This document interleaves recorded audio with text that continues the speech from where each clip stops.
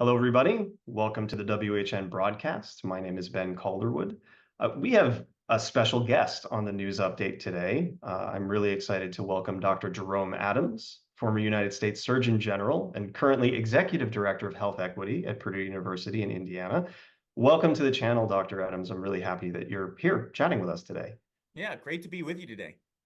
We're discussing the proposed North Carolina mask ban. I want to note that as of this recording, we're having this discussion on May 24th. The bill was just recently voted down by the North Carolina House.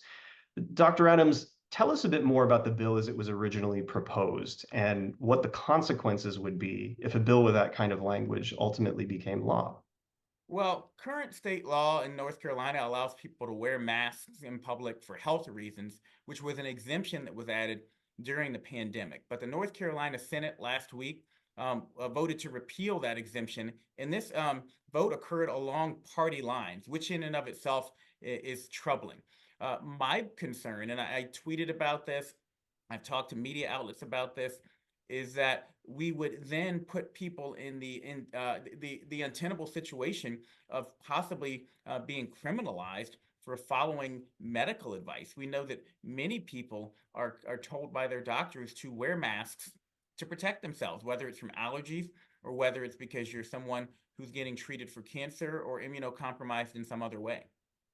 Reflecting on why the bill was killed, and what your concerns are moving forward regarding legislation like this, the possibility perhaps of copycat laws appearing elsewhere. Give us your input on that. Well, first of all, I think it was important to see the public health community really rally around this idea that, hey, we can't criminalize public health recommendations. We can't criminalize people for trying to protect themselves. And so this bill was passed in the Senate. The House did not concur. And so I won't say it was killed. I believe it's going to go to conference committee and they're going to try to work out some differences. But I think an important point here is that advocacy matters. Speaking up on behalf of science matters. And people will often approach this in political ways. But the way I approach it and the way I think is helpful is to always say, here's what the science says. Here's what our concerns are from a purely public health perspective as opposed to Republican versus Democrat. And I hope that cooler heads will continue to prevail in North Carolina. I'm worried about copycat laws, but I think people in other states will now look at this and see, hey, we can't harm people or be perceived as harming people when we're passing our laws, or we're going to face the same blowback that they did in North Carolina.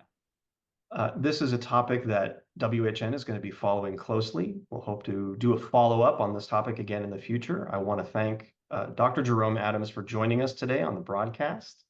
And a bit about the World Health Network. We're an organization working to end the COVID pandemic as a global health threat.